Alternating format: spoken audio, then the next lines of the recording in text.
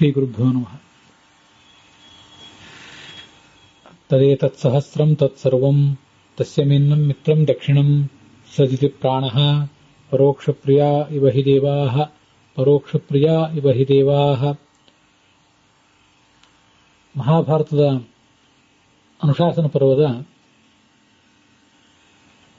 419ನೆಯ ಈ ಭಾಗದಲ್ಲಿ ವಿಷ್ಣು ಸಹಸ್ರನಾಮ ಸ್ತೋತ್ರದ 160ನೆಯ ಶುಚಿ ಎಂಬ ನಾಮ ಮತ್ತು ಅದಕ್ಕೆ ಸಂಬಂಧಿಸಿದಂಥ ಬೃಹತಿ ಮಂತ್ರ ಇದೆಲ್ಲವನ್ನು ಕೂಡ ನಾವು ಶ್ರವಣ ಮಾಡಬೇಕಾಗಿದೆ. ಮೊದಲು ಆ ಶುಚಿ ಎಂಬ ಶಬ್ದಕ್ಕೆ ಏನು ಅರ್ಥ ಆಗ್ತದೆ, ಸಾಮಾನ್ಯವಾದ ಅರ್ಥಗಳೇನು ಅಂತ ಅನ್ನೋದನ್ನು ನೋಡೋಣ. ಶುಚಿ ಅಂದರೆ ಶುದ್ಧನಾದವನು, ಎಲ್ಲ ರೀತಿಯಾದಂಥ ಪ್ರಾಕೃತ ದೋಷಗಳಿಂದಲೂ ದೂರನಾದವನು, ಈ ಎಲ್ಲ ಅರ್ಥಗಳು ಸಹಜವಾಗಿ ಸಿಗ್ತವೆ. ಮತ್ತೆ ಎಲ್ಲರನ್ನೂ ಪವಿತ್ರ ಮಾಡುವಂಥವನು, ಹಾಗೆ ತಾನು ಸ್ವಯಂ ಪವಿತ್ರನಾದವನು, ಮತ್ತೆ ಪ್ರಕಾಶಮಾನನಾದವನು ಅನ್ನುವಂಥ ಒಂದು ಅರ್ಥವೂ ಸಿಗ್ತದೆ. ಆ ಪ್ರಕಾಶಮಾನನಾದವನು ಅನ್ನೋ ಅರ್ಥದಿಂದಲೇ ಇಲ್ಲಿ ಸದ್ಯ ನಾವು ನೋಡ್ತಾ ಇರುವಂತಹ ಬೃಹತಿ ಮಂತ್ರಕ್ಕೂ ಈ ನಾಮಕ್ಕೂ ಸಂಬಂಧನೂ ಕೂಡ ಏರ್ಪಡ್ತದೆ.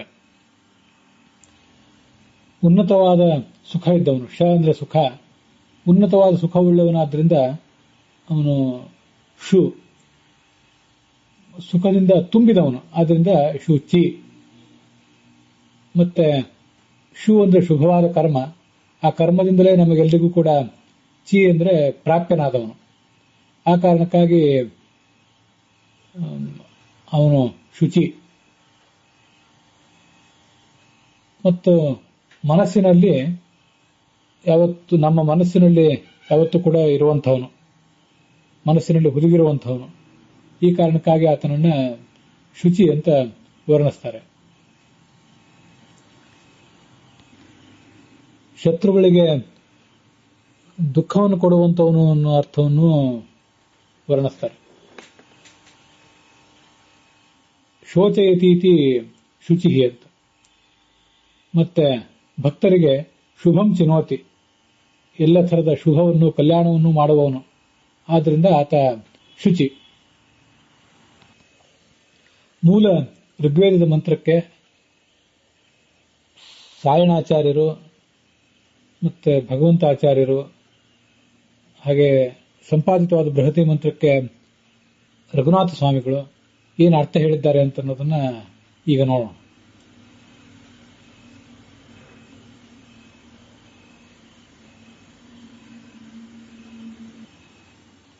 ಮೂಲ ಋಗ್ವೇದದಲ್ಲಿ ಇದು ತವ ಪ್ರಣೀತಿಯಿಂದ ಜೋಹುವಾನ್ ಸಂಯಂಡು ನ ರೋದಸಿ ನಿನೇಥ ಮಹೇ ಕ್ಷತ್ರಾಯ ಶವಸೇಹಿ ಜಜ್ಞೆ ತೂತುಜಿಂ ತೂತುಜಿ ರಶಿಷ್ಣತ್ ಅಂತ ಮಂತ್ರ.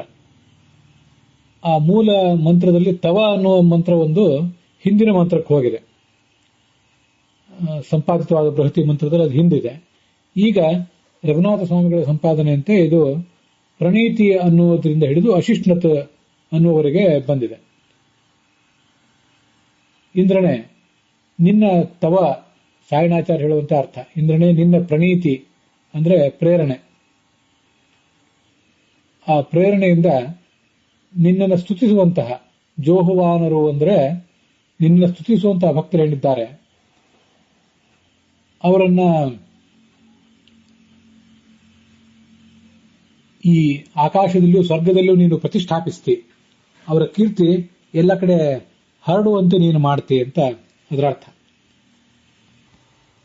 ಮುಂದೆ ಕ್ಷತ್ರ ಅಂದ್ರೆ ಧನ, ಶವಸ್ ಅಂದ್ರೆ ಬಲ. ಯಜಮಾನನಿಗೆ ನೀನು ಮಹಾಧನವನ್ನು ಕೊಡ್ತಿ, ಬಲವನ್ನು ತುಂಬುತ್ತಿ ಅವರಲ್ಲಿ. ಈ ಕಾರಣದಿಂದ ಅತೂತುಜಿ, ಸಾಯಣಾಚಾರ್ಯ ಹೇಳುವಂತೆ ತೂತುಜಿ ಅಂದ್ರೆ ದಾತ, ದಾನ ಮಾಡುವ ಸ್ವಭಾವ ಇದ್ದವನು. ಅತೂತುಜಿ ಅಂದ್ರೆ ದಾನ ಸ್ವಭಾವ ಇಲ್ಲದೆ ಇರುವಂಥವನು.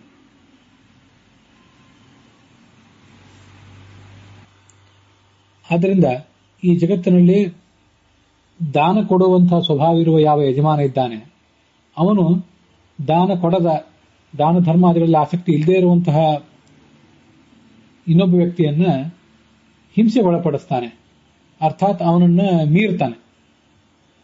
ಹಿಂಸೆಗೊಳಪಡಿಸುವುದು ಅಂದ್ರೆ ದೈಹಿಕವಾಗಿ ಹಿಂಸೆಗೊಳಪಡಿಸುವುದು ಅಂತ ಅರ್ಥ ಅಲ್ಲ.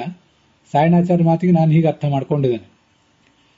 ಭಗವಂತನೇ ನೀನು ಇವರಲ್ಲಿ, ಈ ಯಜಮಾನರಲ್ಲಿ, ನಿನ್ನ ಭಕ್ತರಲ್ಲಿ ಶಕ್ತಿಯನ್ನ, ಧನವನ್ನು ತುಂಬುತ್ತಿ. ಆ ಮೂಲಕ ಅವರು ದಾನ ಮಾಡದ, ಯಜ್ಞ ಮಾಡದ ಇತರ ಸಾಧಕರೇನಿದ್ದಾರೆ ಅಥವಾ ರಾಜಸ ತಾಮಸರೇನಿದ್ದಾರೆ ಅವರನ್ನ ಮೀರಿ ಈ ಸಾತ್ವಿಕರಾದಂತಹ ಸಾಧಕರು ಬೆಳೀತಾರೆ. ಇದೇ ಸಾತ್ವಿಕರಾದವರು ರಾಜಸ ತಾಮಸರಿಗೆ ಮಾಡುವಂತಹ ಹಿಂಸೆ, ಅಶಿಷ್ಣತ ಅಂತ ಹಿಂಸೆ ಮಾಡುವುದು ಅಂತ ಅರ್ಥವನ್ನ ಸಾಯಣಾಚಾರ್ಯ ವರ್ಣನೆ ಮಾಡ್ತಾರೆ.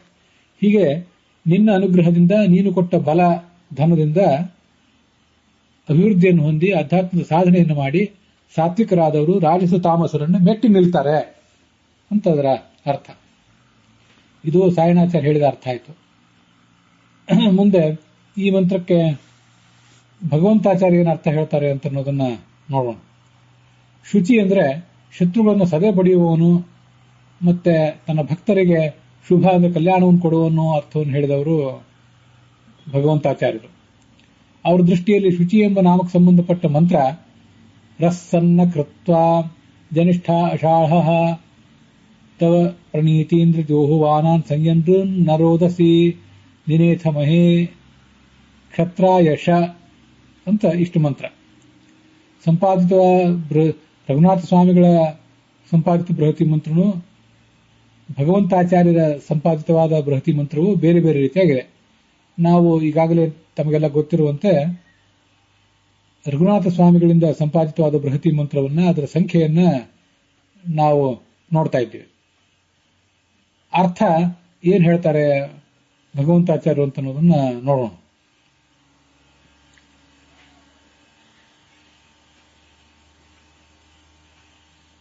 ಅದನ್ನ ಭಗವಂತಾಚಾರ್ಯ ಹೇಳಿದಂತಹ ಅರ್ಥವನ್ನು ನಾವು ಪ್ರತ್ಯೇಕವಾಗಿಯೂ ನೋಡಬೇಕಾಗಿಲ್ಲ.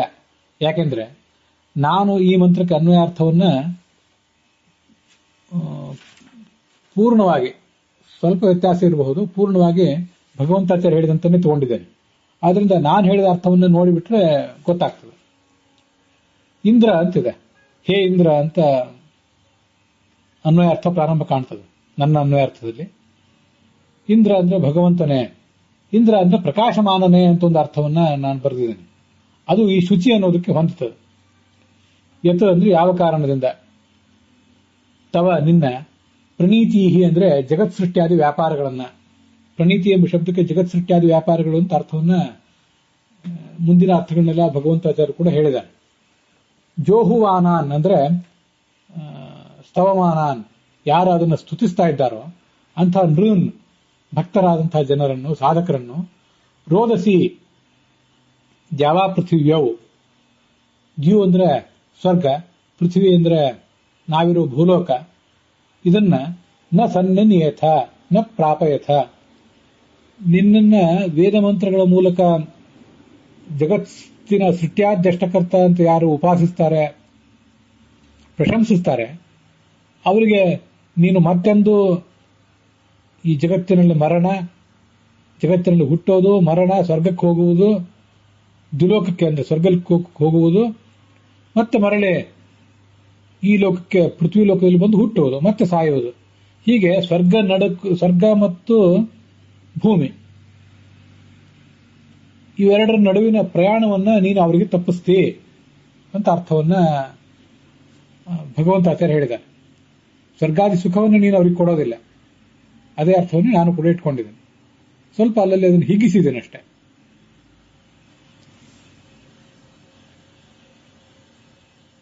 ನ ಸನ್ನಿನೇಥ ಅಂದ್ರೆ ನ ಪ್ರಾಪಯಾಮಾಸ ತತ್, ಆ ನಿನ್ನ ಕಾರ್ಯ, ತತ್ ತವ ಕಾರ್ಯಂ, ನಿನ್ನ ಏನು ಕಾರ್ಯ ಇದೆ ಅದು ತೇಷಾಂ, ಆ ಭಕ್ತ ಜನರ, ಮಹೇ ಅಂದ್ರೆ ಮಹತೆ, ದೊಡ್ಡದಾದಂತಹ, ಕ್ಷತ್ರ ಅಂದ್ರೆ ರಕ್ಷಣ, ಅವರಿಗೆ ನೀನು ಕೊಡಬೇಕಾಗಿರುವಂತಹ ಸಂಸಾರದ ಕಷ್ಟ ಕೋಟಲೆಗಳಿಂದ ರಕ್ಷಣ, ಮತ್ತೆ ಧನ, ಈಕಧನ ಮತ್ತೆ ಜ್ಞಾನವೆಂಬ ಧನ. ಹೀಗೆ ಆ ನೀನು ಮಾಡಿದ ಕೆಲಸ, ನೀನು ಅವರನ್ನ ಸ್ವರ್ಗಲೋಕ ಮತ್ತು ಭೂಲೋಕ ಅವುಗಳಲ್ಲಿ ತಗೊಂಡೋಗಿಡೋದಿಲ್ಲ, ಅಲ್ಲಿ ಅವರ ಪ್ರಯಾಣವನ್ನು ತಪ್ಪಿಸ್ತೀವಿ. ಹಾಗೆ ಮಾಡಿದಾಗ ಏನಾಗ್ತದೆ ಅಂದ್ರೆ ಅವರಿಗೆ ಸಂಸಾರದಿಂದ ರಕ್ಷಣೆ ಆಗ್ತದೆ. ಮತ್ತೆ ಜ್ಞಾನವೆಂಬ ಧನವೂ ಕೂಡ, ಸ್ವರೂಪ ಸುಖ ಎಂಬ ಧನವೂ ಕೂಡ ಅವರಿಗೆ ಅದರಿಂದ ದೊರೆಯುತ್ತದೆ.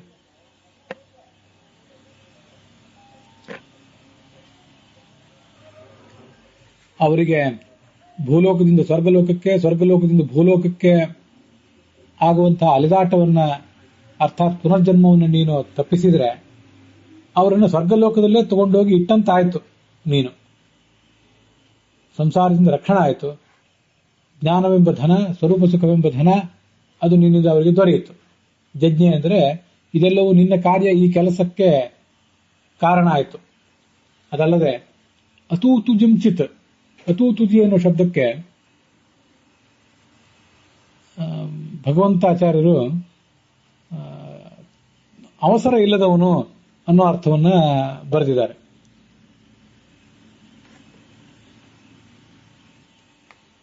ತೂತುಜಿ ಅಂದ್ರೆ ಅವಸರ ಇದ್ದವನು, ಅತೂತುಜಿ ಅಂದ್ರೆ ಅವಸರ ಇಲ್ಲದೆ ಇದ್ದವನು.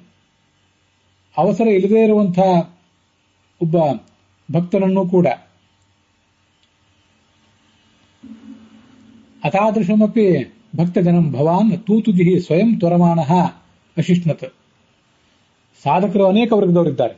ಸಾಧನೆಯಲ್ಲಿ ಅತ್ಯಂತ ಉತ್ಸಾಹ ಮತ್ತೆ ಲಘು ಬಗೆ ಅಂದ್ರೆ ಅವಸರ ಇತ್ಯಾದಿಗಳನ್ನು ತೋರಿಸಿ ಸಾಧನೆಯನ್ನು ಬೇಗ ಬೇಗ ಮುಂದುವರಿಸಿಕೊಂಡು ಹೋಗೋರಿದ್ದಾರೆ.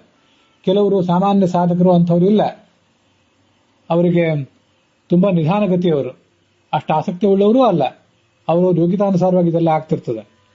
ಆದರೆ ಅಂಥ ಸಾಮಾನ್ಯರಾದ ಸಾಧಕರು ಅಂತ ಅವರನ್ನು ನೀನು ಕಡೆಗಣಿಸೋದಿಲ್ಲ.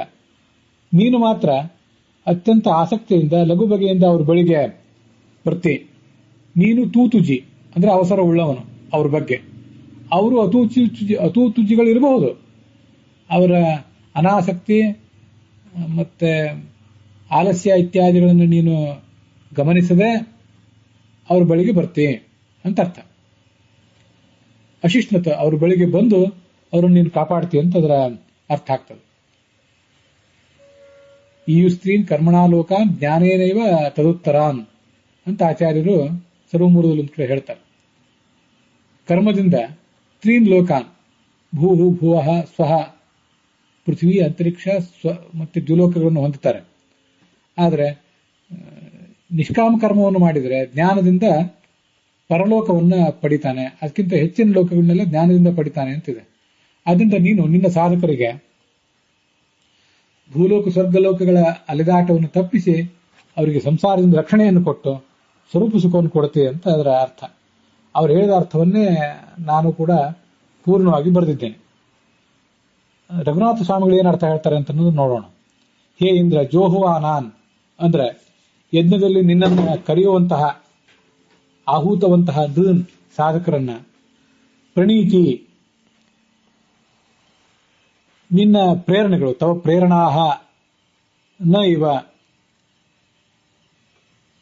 ಪ್ರೇರಣಾಹ ಇವ, ನ ಅಂದ್ರೆ ಇವ ಅಂತ ಅರ್ಥ. ರೋದಸಿ ದ್ಯಾವಾ ಪೃಥಿವ್ಯೋ ಸನ್ನಿನೇಥ ಸಮ್ಯಕ್ ಪ್ರಾಪಯಸೆ ಅಂದ್ರೆ ದ್ಯಾವಾ ಪೃಥಿವ್ಯೋಹೋ ತವ ಪ್ರೇರಣಾಹ ಯಥಾ ಸಂಗತಾಹ. ಭಗವಂತನೇ, ನಿನ್ನ ಆಜ್ಞೆಗಳು ಮೇಲಿನ ಲೋಕದಲ್ಲಿಯೂ ಕೆಳಗಿನ ಲೋಕದಲ್ಲಿಯೂ ಎಲ್ಲ ಕಡೆ ಹರಡಿ ಹೋಗಿವೆ. ಎಲ್ಲರೂ ನಿನ್ನ ಆಜ್ಞೆಯನ್ನು ಅಲ್ಲಿ ಶಿರಸಾವಹಿಸ್ತಾರೆ. ಹಾಗೆ ನಿನ್ನನ್ನ ಯಾರು ವೇದ ಮಂತ್ರಗಳಿಂದ ಸ್ತುತಿಸ್ತಾರೆ ಭಕ್ತರು, ಅಂತ ಭಕ್ತರನ್ನು ಕೂಡ ನೀನು ಸ್ವರ್ಗಲೋಕದಲ್ಲಿ ಇಡುತ್ತಿ, ಹಾಗೆ ಭೂಲೋಕದಲ್ಲೂ ಇಡುತ್ತಿ. ಅಂದ್ರೆ ಅವರಿಗೆ ಒಂದು ಮಹತ್ವದ ಸ್ಥಾನವನ್ನು ಕೊಡುತ್ತೆ ಅಂತ ಸಾಯಣಾಚಾರ್ಯ ಹೇಳಿದ ಅರ್ಥ ಮತ್ತೆ ರಘುನಾಥ ಸ್ವಾಮಿಗಳು ಹೇಳಿದ ಅರ್ಥ ಒಂದೇ ಇದೆ. ನಾನು ನನ್ನ ಅರ್ಥದಲ್ಲಿ ಅದನ್ನು ಬೇರೆ ಇಟ್ಕೊಂಡಿದ್ದೇನೆ. ಮಹೇ ಮಹತೆ ಕ್ಷತ್ರಾಯ ಮತ್ತೆ ಶವಸೆ ಬಲಾಯ, ಸುಖಕ್ಕಾಗಿ ನೀನು ಅಭಿವ್ಯಕ್ತನಾಗಿದ್ದಿ ಭಗವಂತನೇ. ತೂತುಜಿ ಅಂದ್ರೆ ವಿಹಿತ ಕರ್ಮಸು ಗತಿ, ಶಾಸ್ತ್ರೋಕ್ತ ಕರ್ಮಗಳಲ್ಲಿ ಗತಿಗೆ ತೂತುಜಿ ಅಂತಾರೆ. ಅಂತ ತೂತುಜಿ ಶಾಸ್ತ್ರೋಕ್ತ ಕರ್ಮದಲ್ಲಿ ಗತಿ ಯಾರಿಗಿಲ್ಲವೋ, ಶಾಸ್ತ್ರೋಕ್ತ ಕರ್ಮಗಳನ್ನು ಯಾರು ಕೈ ಬಿಟ್ಟಿದ್ದಾರೋ, ವಿಹಿತವಾದ ಕರ್ಮಗಳನ್ನು ಬಿಟ್ಟಿದ್ದಾರೆ, ಅಂಥವ್ರು ಯಾರು ಪಾಪಿಗಳಿದ್ದಾರೆ, ಅವರನ್ನೂ ಕೂಡ ನೀನು ತೂತುಜಿ ಅಂದ್ರೆ ಕರ್ಮ ಪ್ರವರ್ತಕನಾಗಿ, ಅವರು ಸದ್ಭಕ್ತರಾಗಿದ್ರೆ, ಅಪಿಚೇತ್ ಸುದುರಾಚಾರ ಭಜತೆ ವಾಮ ಅನನ್ಯಭಾಕ್ ಸಾಧುರೇವ ಸೌಗಂತವ್ಯ ಸಮ್ಯಕ್ ವ್ಯವಸಿತೋ ಹಿ ಸಹ ಅಂತ ಭಗವದ್ಗೀತಾದಲ್ಲಿ ಹೇಳಿರುವಂತೆ, ಪ್ರಾರಬ್ಧ ಕರ್ಮವಶಾತ್ ಅವರು ನಿಷಿದ್ಧ ಕರ್ಮಗಳನ್ನು ಮಾಡಿರಬಹುದು, ವಿಹಿತ ಕರ್ಮವನ್ನು ಕೈ ಬಿಟ್ಟಿರಬಹುದು, ಆದರೆ ನೀನು ಮಾತ್ರ ಅವರಿಗೆ ಸತ್ಕರ್ಮಗಳನ್ನು ಮಾಡಿಸಿ ಅಶಿಷ್ಣತ್ ಅವರನ್ನ ನೀನು ನಿನ್ನ ಬಳಿ ಕರ್ಕೋತಿ, ನೀನು ಅವ್ರ ಬಳಿಗೆ ಹೋಗ್ತಿ.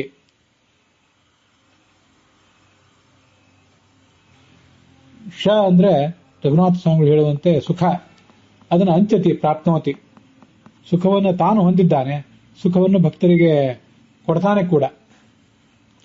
ಅಥವಾ ಅಶುಚಿಗಳಾದಂತಹ ಪಾಪಿ ಜನರನ್ನ ಶುಚಿಗಳನ್ನಾಗಿ ಮಾಡ್ತಾನೆ. ವಿಹಿತ ಕರ್ಮವನ್ನು ಪರಿತ್ಯಾಗ ಮಾಡುವ ಮೂಲಕ, ನಿಷಿದ್ಧವನ್ನು ಮಾಡುವ ಮೂಲಕ ಅವರು ಅಶುಚಿಗಳಾಗಿದ್ದಾರೆ, ಅಂಥವರನ್ನ ಇವನು ಶುಚಿಗಳನ್ನಾಗಿ ಮಾಡ್ತಾನಾದ್ರಿಂದ ಇವನು ಶುಚಿ, ಸ್ವಯಂ ಶುದ್ಧ, ತನ್ನ ಭಕ್ತರನ್ನು ಕೂಡ ಇವನು ಶುದ್ಧರನ್ನಾಗಿ ಮಾಡ್ತಾನೆ ಅಂತ ಅದರ ತಾತ್ಪರ್ಯ.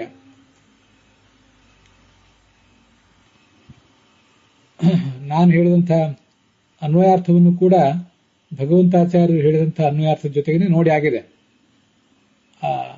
ಮೂಲ ಮಂತ್ರದಲ್ಲಿ ತವ ಅನ್ನುವ ಒಂದು ಶಬ್ದ ಮಾತ್ರ ಹೆಚ್ಚಿಗೆ ಇದೆ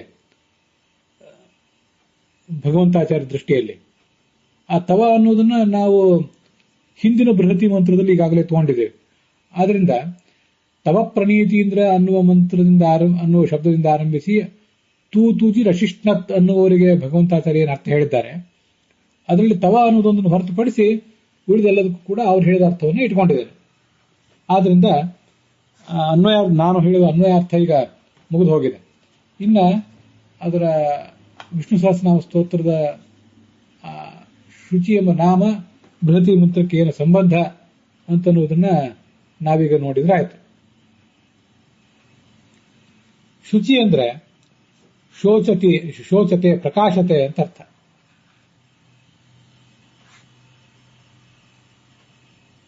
ಅಜಸ್ರೇಣ ಶೋಷುಚಾನಹ ಅಂತ ಒಂದು ವೇದವಾಕ್ಯವನ್ನು ಆಚಾರ್ಯ ಭಾಗವತ ತಾತ್ಪರ್ಯದಲ್ಲಿ ಉದ್ಧರಿಸ್ತಾರೆ. ತಥಾಪಿ ಶೋಚಸಿ ಆತ್ಮಾನಂ ಅಂತ ಭಾಗವತದಲ್ಲಿ ಒಂದು ಮಂತ್ರ ಇದೆ, ಶ್ಲೋಕ ಇದೆ. ಭಗವಂತನೇ ನೀನು ಶೋಚಸಿ, ಅದಕ್ಕೆ ದುಃಖ ಪಡ್ತಾ ಇದ್ದಿ ಅಂತ ಅನೇಕ ಭಾಗವತದ ವ್ಯಾಖ್ಯಾನಕಾರರು ಅರ್ಥ ಮಾಡಿದ್ದಾರೆ. ನಿನಗೇನೋ ಅತೃಪ್ತಿ ಇರುವಂತೆ ನೀನು ದುಃಖ ಪಡ್ತಾ ಇದ್ದಿ ಅಂತ ಎಲ್ಲ ವ್ಯಾಖ್ಯಾನಕಾರರು ಅರ್ಥ ಮಾಡಿದ್ದಾರೆ. ಅದಕ್ಕೆ ಆಚಾರ್ಯರು ಶೋಚಸಿ ಅಂದ್ರೆ ಅಜಸ್ತ್ರೇಣ ಶೋಚುಚಾನಹ, ಅಜಸ್ತ್ರೇಣ ಬಹಳವಾದ, ಶೋಚಿಷ ಕಾಂತಿಯಿಂದ, ಶೋಷುಚಾನಹ ಬೆಂಗೊಳಿಸುವವನು ಅಂತ ವೇದವಾಕ್ಯ.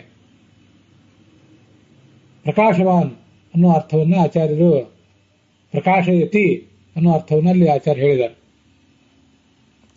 ನೀನು ಕಾಣ್ತಾ ಇದ್ದಿ ಅಂತ, ನೀನು ದುಃಖ ಪಡ್ತಾ ಇದ್ದಿ ಅಂತಲ್ಲ, ಭಗವಂತನು ನೀನು ತೋರಿಕೊಳ್ತಾ ಇದ್ದಿ, ತೋರುವುದು ಪ್ರಕಾಶಿಸುವುದು ಅನ್ನೋ ಅರ್ಥವನ್ನ ಭಾಗವತದ ಆ ಭಾಗದಲ್ಲಿ, ಭಾಗವತ ತಾತ್ಪರ್ಯದಲ್ಲಿ ಮತ್ತು ವೇದವಾಕ್ಯದಲ್ಲಿ ನಾವು ನೋಡ್ತೇವೆ. ಆದ್ರಿಂದ ಶುಚಿ ಅಂದ್ರೆ ಪ್ರಕಾಶದಿಂದ ಕಂಗೊಳಿಸುವವನು ಅಂತ ಅದ್ಭುತವಾದ ಸೊಬಗಿದ್ದವನು ಅಂತ ಅರ್ಥ. ಈ ಪ್ರಕಾಶವಾನ್ ಅನ್ನುವ ಅರ್ಥವೇ ಇಂದ್ರ ಎಂಬ ಪದಕ್ಕೂ ಕೂಡ ಇಲ್ಲಿದೆ, ಈ ಬೃಹತಿ ಮಂತ್ರದಲ್ಲಿರುವಂತಹ ಇಂದ್ರ ಪದಕ್ಕೂ ಕೂಡ. ಯಾಕೆಂದ್ರೆ ಋಗ್ಭಾಷ್ಯದಲ್ಲಿ ಇಂದ್ರ ಶಬ್ದದ ಅರ್ಥವನ್ನು ಹೀಗೆ ವಿವರಣೆ ಮಾಡಿದ್ದಾರೆ. ಇಂದ್ರಸ್ಥ ಪರಮೈಶ್ವರ್ಯ ಉಳ್ಳವನಾದ್ರಿಂದ, ಮತ್ತೆ ದೀಪ್ತಿಮತ್ವಾತ್ ಬೆಳಕುಳ್ಳವನಾದ್ರಿಂದ, ಇದಂ ರಾತಿ ಇದೆಲ್ಲವನ್ನು ನಮಗವನು ಕೊಡ್ತಾನೆ. ಈ ಎಲ್ಲ ಕಾರಣದಿಂದ ಆತನನ್ನ ಇಂದ್ರ ಅಂತ ಹೇಳಿದ್ದಾರೆ. ಇಲ್ಲಿಯೂ ಕೂಡ ಆ ಇಂದ್ರ ಎಂಬ ಶಬ್ದ ಶುಚಿ ಎಂಬ ಶಬ್ದದಿಂದ ಬರುವಂತಹ ಅರ್ಥವನ್ನೇ ವರ್ಣನೆ ಮಾಡಿದೆ. ಶುಚಿ ಅಂದ್ರೆ ಪ್ರಕಾಶಿಸುವವನು, ಬೆಳಗುವವನು ಅನ್ನೋ ಅರ್ಥವನ್ನು ನಾವು ಈಗಾಗಲೇ ನೋಡಿದ್ದೇವೆ. ಇಂದ್ರ ಎಂಬ ಶಬ್ದಕ್ಕೂ ಕೂಡ ಬೆಳಗುವವನು ಅನ್ನೋ ಅರ್ಥವೇ ಬರ್ತದೆ. ಇದು ಆ ಶುಚಿ ಮತ್ತು ಇಂದ್ರ ಎಂಬ ಎರಡು ಶಬ್ದಗಳಿಗೂ ಕೂಡ ಇರುವಂತಹ ಒಂದು ಸಂಬಂಧ. ಇಂದ್ರ ಅಂದ್ರೆ ಬೆಳಗುವವನು ಅನ್ನೋ ಅರ್ಥ ಬೃಹದಾರಣ್ಯಕ ಉಪನಿಷತ್ನಲ್ಲೂ ಕೂಡ ಬಂದಿದೆ. ಇಂಧೋಹ ವೈ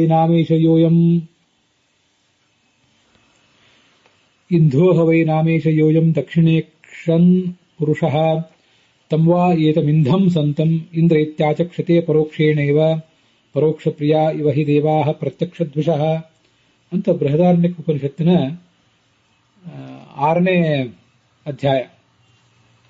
ಅಲ್ಲಿ ಯಾಜ್ಞವಲ್ಕ್ಯರಲ್ಲಿ ಜನಕ ಮಹಾರಾಜನ ಶಿಷ್ಯವೃತ್ತಿ ಮತ್ತು ಇಂದ್ರನಾಮಕ ಭಗವಂತನ ಉಪಾಸನೆ ಇತ್ಯಾದಿಗಳನ್ನು ವರ್ಣನೆ ಮಾಡಿರುವಂತಹ ಪ್ರಸಂಗ. ನಮ್ಮ ಎಲ್ಲರ ಬಲಗಣ್ಣಿನಲ್ಲಿ ಇಂದ್ರ ಎಂಬ ಹೆಸರಿನಿಂದ ಭಗವಂತ ಇದ್ದಾನೆ. ಅವನಿಗೆ ಇಂದ್ರ ಅಂತ ಹೆಸರು ಯಾಕೆ ಅಂದ್ರೆ ಪ್ರಕಾಶಮಾನನಾದ್ರಿಂದ.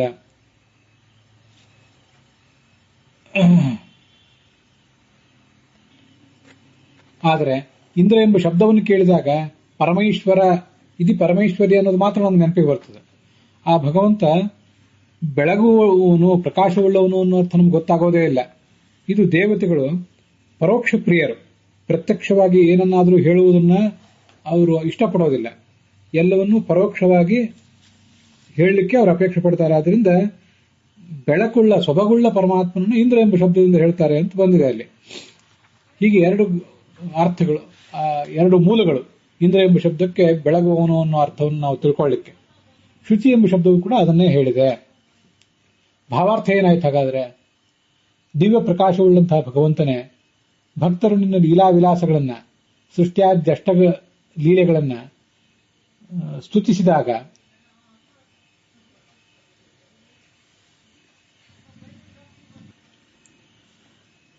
ಸ್ತುತಿಸುವ ಭಕ್ತರನ್ನ ನೀನು ಮತ್ತೆಂದು ಭೂಮಿ ಮತ್ತು ಸ್ವರ್ಗಲೋಕಗಳಿಗೆ ಬರಗೊಡೋದಿಲ್ಲ. ಅವರನ್ನ ಸಂಸಾರದಿಂದ ರಕ್ಷಿಸಿ ಮಹಾಸ್ವರೂಪ ಸುಖವನ್ನ ನೀಡುತ್ತಿ. ಅಧ್ಯಾತ್ಮ ಮತ್ತು ಧರ್ಮಗಳಲ್ಲಿ ಆಸಕ್ತಿಯ ಅವಸರಗಳನ್ನ ತೋರದೇ ಇರುವಂತಹ ಸಾಮಾನ್ಯ ಭಕ್ತರನ್ನು ಕೂಡ ನೀನು ಲಘು ಬಗೆಯಿಂದ ಬಳಿ ಸಾರಿ ಅವರನ್ನ ರಕ್ಷಿಸ್ತಿ ಅಂತ ಅದರ ಅರ್ಥ. ಭಗವಂತ ದೋಷವಿಲ್ಲದೆ ಇದ್ದಿರುವುದರಿಂದ ಶುದ್ಧನಾದವನು. ಉಳಿದೆಲ್ಲ ಪದಾರ್ಥಗಳು ಕೂಡ ಪಂಚಮಹಾಭೂತಗಳಿಂದ ಹುಟ್ಟಿದ್ದೇ. ಆದರೆ ಆ ಭಗವಂತನ ಸನ್ನಿಧಾನದಿಂದಾಗಿ ಅವುಗಳಲ್ಲಿ ಕೂಡ ಒಂದು ಶುದ್ಧಿ ಬರ್ತದೆ ಅಂತ ಶಾಸ್ತ್ರ ಹೇಳ್ತದೆ. ಇವನು ಸ್ವಯಂ ಪವಿತ್ರ, ಇನ್ನೊಬ್ಬರನ್ನು ಪವಿತ್ರನಾಗಿ ಮಾಡುವವನು. ಶುಚಿಂ ಪವಿತ್ರಂ ಕರೋತಿ ಇತಿ ಶುಚಿಹಿ ಯದ್ದಧರೇ ಸನ್ನಿಹಿತಂ ತತ್ತತ್ ಶುದ್ಧತರಂ ಮತಂ ಸ್ವತಃ ಶುಚಿತಮೋ ವಿಷ್ಣು ಸಾನ್ನಿಧ್ಯಂ ಸ್ವಭಾವತಃ. ಸ್ವತಃ ಶುಚಿತಮ, ಅತ್ಯಂತ ಶುದ್ಧನಾದವನು ಈ ಭಗವಂತ. ಉಳಿದವರೆಲ್ಲರಿಗೂ ಆ ಶುದ್ಧಿ ಬರುವುದು ಆ ಭಗವಂತನ ಸನ್ನಿಧಾನದಿಂದ ಅಂತ ಅಲ್ಲಿ ವರ್ಣನೆ ಮಾಡ್ತಾರೆ.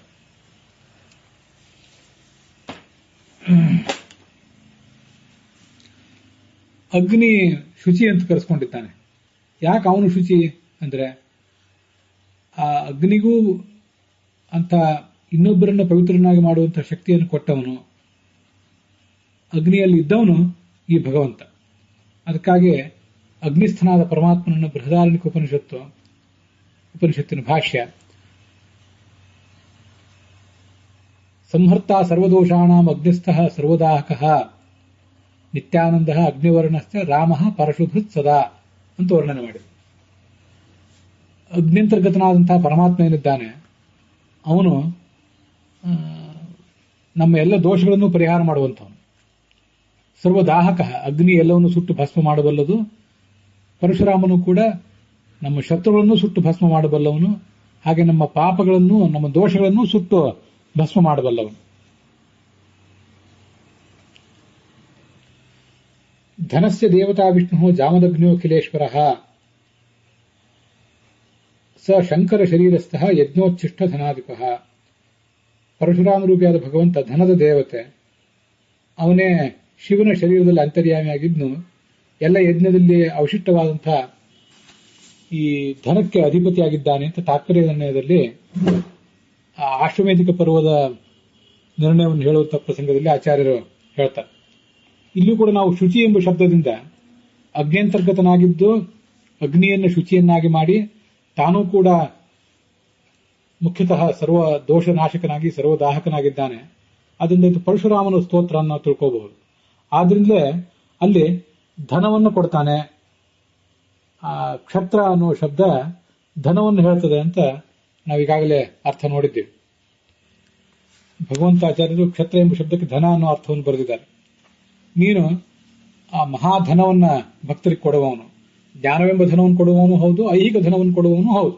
ಅದರಿಂದ ಇದು ಪರಶುರಾಮನ ಸ್ತೋತ್ರ. ಭಾಗವತ ತಾತ್ಪರ್ಯದಲ್ಲಿಯೂ ಕೂಡ ಸರ್ವತ್ರ ಸರ್ವಕೃತ್ಯಾಪಿ ಹಯಗ್ರೀವಾದಿರೂಪಕಃ ಜ್ಞಾನಾದಿ ರಕ್ಷಕೋ ವಿಷ್ಣು ಜಾಮದಗ್ನಾದಿರೂಪಕಃ ಜ್ಞಾನಾದ್ಯುತ್ಪಾದಕಃ. ಜಾಮದಗ್ನ ಪರಶುರಾಮ ಅನ್ನೋ ರೂಪದಿಂದ ಜ್ಞಾನೋತ್ಪಾದಕ ಅಂತ ಅವನನ್ನು ವರ್ಣನೆ ಮಾಡಿದ್ದಾರೆ. ಆದ್ದರಿಂದ ಶುಚಿ ಎಂಬ ಶಬ್ದದಿಂದ ಪರಶುರಾಮ ರೂಪಿಯಾದ ಭಗವಂತನನ್ನ ನಾವು ಧ್ಯಾನಿಸಬಹುದು. ಉಪೇಂದ್ರ, ವಾಮನ, ಪ್ರಾಂಶು, ಅಮೋಘ ಅನ್ನುವ ಶಬ್ದಗಳು ವಾಮನನನ್ನು ಹೇಳಿವೆ. ಇಂದ್ರನ ತಮ್ಮನಾಗಿ ಉಪೇಂದ್ರ ಬಂದಿದ್ದ. ಅವನು ಬಲಿ ಹೋಗುವಾಗ ವಾಮನನಾದ, ಬಲಿಯನ್ನು ಮೆಟ್ಟಿ ನಿಲ್ಲುವಾಗ ಪ್ರಾಂಶುವಾದ, ಬಲಿಯನ್ನು ಇಂದ್ರನನ್ನು ಇಬ್ಬರನ್ನೂ ಸಮಾನವಾಗಿಯೇ ಅನುಗ್ರಹಿಸುವವನಾದ್ದರಿಂದ ಅವನು ಅಮೋಘನಾದ. ಅದನ್ನ ಕಳೆದ ದಿವಸ ನಾವು ನೋಡಿದ್ದೇವೆ. ವಾಮನಾವತಾರದ ನಂತರ ಬರುವ ಅವತಾರ ಪರಶುರಾಮ. ಆ ಪರಶುರಾಮನೇ ಅಗ್ನಿಸ್ಥನಾಗಿ ಶುಚಿಯಾಗಿದ್ದಾನೆ, ಜ್ಞಾನಧನವನ್ನು ಐಹಿಕ ಧನವನ್ನು ಕೊಡುವಂಥವನಾಗಿದ್ದಾನೆ ಅಂತ ಈ ಶಬ್ದದಿಂದ ನಾವು ಅನುಸಂಧಾನ ಮಾಡಬಹುದು. ಬೃಹದಾರಣ್ಯಕ ಉಪನಿಷತ್ತಿನ ಆ 7ನೇ ಅಧ್ಯಾಯದಲ್ಲಿ ಈ ಗಾಯತ್ರಿಯ ಉಪಾಸನೆ ಇತ್ಯಾದಿಗಳನ್ನ ವರ್ಣಿಸ್ತಾರೆ. ಅಂಥ ಪ್ರಸಂಗದಲ್ಲಿ ಪರಶುರಾಮ ರೂಪನಾದ ಭಗವಂತನ ವರ್ಣನೆ ಅಲ್ಲಿ ಬಂದಿದೆ. ಅದು 19ನೇ ಬ್ರಾಹ್ಮಣ ಆ ಅಧ್ಯಾಯದಲ್ಲಿ ಗಾಯತ್ರಿ ಉಪಾಸನೆ ಮತ್ತೆ ಗಾಯತ್ರಿಯೇ ಸಾವಿತ್ರಿ ಇತ್ಯಾದಿಗಳನ್ನ ತಿಳಿಸುವಂತಹ ಒಂದು ಪ್ರಸಂಗ ಅದು. ಸಯ ಇಮಾನ್ 3 ಲೋಕಾನ್ ಪೂರ್ಣಾನ್ ಪ್ರತಿಗೃಹೀಯಾತ್ ಸೋ ಅಸ್ಯ ಏತತ್ ಪ್ರಥಮಂ ಪದಂ ಪ್ರತಿಗೃಹೀಯಾತ್. ಈ ಗಾಯತ್ರಿ ಮಂತ್ರವನ್ನು ಯಾರು ಜಪಿಸ್ತಾರೆ ಅಂಥವನಿಗೆ ಏನನ್ನೂ ಪರಿಗ್ರಹ ಮಾಡಿದ್ರು, ದಾನ ಸ್ವೀಕಾರ ಮಾಡಿದ್ರು ಕೂಡ ಆ ದಾನ ಸ್ವೀಕಾರದ ದೋಷ ಎಲ್ಲ ಹೋಗ್ತದೆ ಅಂತ ವರ್ಣನೆ ಮಾಡಿದ್ದಾರೆ. ಬ್ರಹ್ಮಣೋಪಾಸಿತೋ ದದ್ಯಾತ್ ಗಾಯತ್ರ್ಯ ಪುರುಷೋತ್ತಮ. ಗಾಯತ್ರಿ ಮಂತ್ರದಿಂದ ಚತುರ್ಮುಖ ಬ್ರಹ್ಮ ಪರಮಾತ್ಮನನ್ನು ಉಪಾಸಿಸಿದರೆ ಅವನಿಗೆ ಬ್ರಹ್ಮ ಪದವಿಯನ್ನೇ ಕೊಡ್ತಾನೆ, ಮತ್ತೆ ಅವನಿಗೆ ಮುಕ್ತಿಯನ್ನು ಕೊಡ್ತಾನೆ ಮುಂದೆ. ಇತರರು ತಮ್ಮ ಯೋಗ್ಯತಾನುಸಾರವಾಗಿ ಗಾಯತ್ರಿ ಮಂತ್ರವನ್ನು ಉಪಾಸಿಸಿದರೆ ಅವರಿಗೆ ಅಲೇಪಂ ಸರ್ವ ಪಾಪೇಭ್ಯ, ಎಲ್ಲ ಪಾಪಗಳಿಂದಲೂ ಅಲೇಪವನ್ನ, ಯಾವುದೇ ಪಾಪ ಲೇಪ ಆಗದೇ ಇರುವಂತೆ ಮಾಡ್ತಾನೆ. ವಿಶೇಷಣ ಪ್ರತಿಗ್ರಹ, ದಾನ ಸ್ವೀಕಾರದಿಂದ ಯಾವುದೇ ಲೇಪ ಅಂಟದೇ ಇರುವಂತೆ ಮಾಡ್ತಾನೆ ಅಂತ ಅವನ ವರ್ಣನಲ್ಲಿ ಬಂದಿದೆ.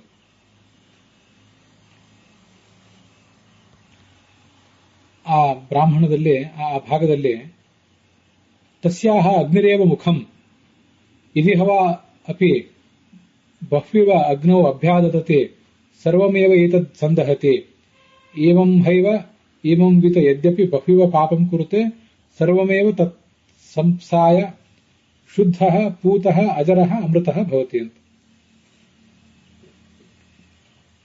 ಓಂ ಭೂರ್ಭುವಸ್ವಃ ಅಂತ 3 ವ್ಯಾಹೃತಿಗಳು. ತತ್ಸವಿತುರ್ವರೆಣ್ಯಂ ಭರ್ಗೋ ದೇವಸಿ ಧೀಮಹಿ ಧಿಯೋ ಯೋ ನಃ ಪ್ರಚೋದಯಾತ್ ಅಂತ ಗಾಯತ್ರಿ ಮಂತ್ರ. ಆ ಗಾಯತ್ರಿ ಮಂತ್ರದ ಮೊದಲನೇ ಅಕ್ಷರ ತ ಇದೆಯಲ್ಲ, ಅದರಿಂದ ಈ ಪರಶುರಾಮ ರೂಪಿಯಾದ ಭಗವಂತನೇ ಅಗ್ನಿಮಂಡಲದಲ್ಲಿರುವ ಅಗ್ನಿಂತರ್ಗತನಾದ ಪರಶುರಾಮನೇ ಆ ಗಾಯತ್ರಿಯ ಮುಖದಿಂದ ವಾಚ್ಯ. ಗಾಯತ್ರಿ ಮುಖಗೋ ವಿಷ್ಣು ಜ್ಞೇಯ ಸರ್ವಾತ್ಮನಾ ತತಃ. ಆದ್ದರಿಂದ ಗಾಯತ್ರಿ ಜಪ ಮಾಡುವವರೆಲ್ಲರೂ ಕೂಡ ಆ ಗಾಯತ್ರಿ ಮುಖದಲ್ಲಿರುವಂತಹ ಪರಶುರಾಮ ರೂಪಿಯಾದ ಭಗವಂತನನ್ನು ತಿಳ್ಕೋಬೇಕು. ಆಗ ಸಫಲಂ ಭವೇತ್, ಗಾಯತ್ರಿ ಜಪ ಮಾಡಿದ ಸಫಲ ಆಗ್ತದೆ. ಅನ್ಯಥಾ ಪೂರ್ಣ ಫಲ ಸಿಗೋದಿಲ್ಲ. ಅಂಥವನು ಆ ತಕಾರದಿಂದ ವಾಚ್ಯನಾದ ಪರಶುರಾಮನನ್ನು ತಿಳಿದವನು ಬಹುಪಾಪ ಮಾಡಿದರೂ ಆ ಪಾಪಗಳನ್ನೆಲ್ಲ ಪರಿಹರಿಸಿಕೊಂಡು ಯಾವುದೇ ಲೇಪವಿಲ್ಲದೆ ಮುಕ್ತನಾಗ್ತಾನೆ ಅಂತ ವರ್ಣನೆ ಮಾಡಿದ್ದಾರೆ. ಅದರಿಂದ ಶುಚಿ ಎಂಬುದಾಗಿ ಇದು ಪರಶುರಾಮ ರೂಪಿಯಾದ ಭಗವಂತನ ಉಪಾಸನೆ ಅಂತ ನಾವು ತಿಳ್ಕೋಬೇಕು.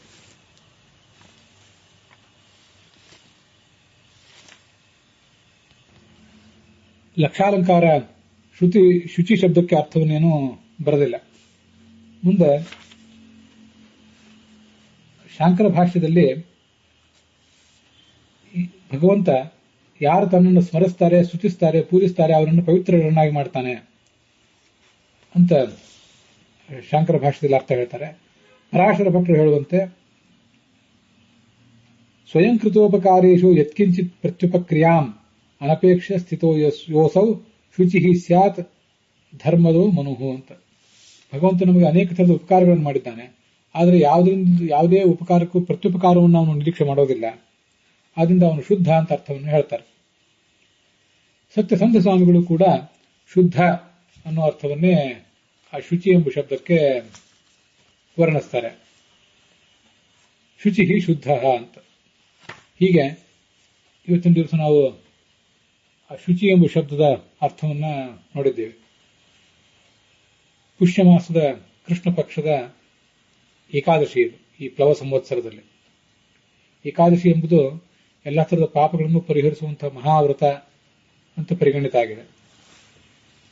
ಅದರ ಜೊತೆಗೇನೆ ಅಗ್ನ್ಯಂತರ್ಗತನಾದಂತಹ, ಅಗ್ನಿಶಬ್ದ ವಾಚ್ಯನಾದಂತಹ, ಸರ್ವದಾಹಕನಾದ, ಎಲ್ಲ ದೋಷಗಳನ್ನು ಪರಿಹರಿಸುವಂತಹ,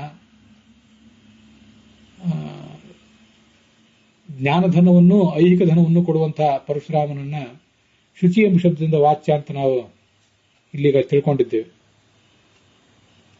ಆ ಭಗವಂತನ ಆ ಲೀಲೆಗಳನ್ನು ಯಾರು ತಿಳ್ಕೋತಾರೆ, ಇಂಥವೆಲ್ಲ ಲೀಲೆಗಳು, ಇವುಗಳನ್ನು ತಿಳ್ಕೊಂಡವರಿಗೆ ಮೇಲಿನ ಲೋಕ ಕೆಳಗಿನ ಲೋಕದ ಅಲೆದಾಟವನ್ನು ತಪ್ಪಿಸ್ತಾನವನು ಆ ಪರಶುರಾಮ. ಮಹಾ ಸ್ವರೂಪ ಸುಖವನ್ನು, ಧನವನ್ನು ಕೊಟ್ಟೇ ಕೊಡ್ತಾನೆ. ನಮ್ಮಂಥ ಸಾಮಾನ್ಯರು ಯಾರು ಪ್ರವಚನ ಮಾಡ್ತೀನಿ ಬನ್ರಿ ಅಂದ್ರೆ ನಮಗೆ ಹೋಗುವಂತಹ ಅವಸರ ಇಲ್ಲ, ಆಸಕ್ತಿ ಇಲ್ಲ. ಹಾಗೆ ಧರ್ಮ ಕಾರ್ಯದಲ್ಲಿ ನಮಗೆ ಅಂಥ ತ್ವರ ಏನೂ ಇಲ್ಲ. ಹಾಗಿದ್ರೂ ಕೂಡ ನಮ್ಮನ್ನು ಅವನು ಬಳಿ ಸಾರಿ, ತಾನು ಮಾತ್ರ ಅವಸರದಿಂದ ಬಳಿ ಸಾರಿ ನಮ್ಮನ್ನು ರಕ್ಷಿಸ್ತಾನೆ ಅನ್ನೋದನ್ನು ನೋಡಿದ್ದೇವೆ. ಕೊನೆಗೊಂದು ಸಣ್ಣ ತಿದ್ದುಪಡಿ. ಗಾಯತ್ರಿಯ ಮೊದಲನೇ ಅಕ್ಷರ ತಕಾರದಿಂದ ವಾಚ್ಯ ಪರಶುರಾಮ ಅಂತ ಕೆಲವರು ಹೇಳ್ತಾರೆ, ಅಥವಾ ಅಲ್ಲಿರುವಂತಹ ತತ್ ಎಂಬ ಶಬ್ದದಿಂದ ಭಗವಂತ ವಾಚ್ಯ ಅಂತ ಇನ್ನು ಕೆಲವರು ಹೇಳ್ತಾರೆ. ಅಂಥ ಪರಶುರಾಮನ ಉಪಾಸನೆ ಈ ಮಂತ್ರದಲ್ಲಿ ಬಂದಿದೆ. ಅಲ್ಲಿಗೆ ಈ ಭಾಗ ಸಮಾಪ್ತವಾಗಿದೆ.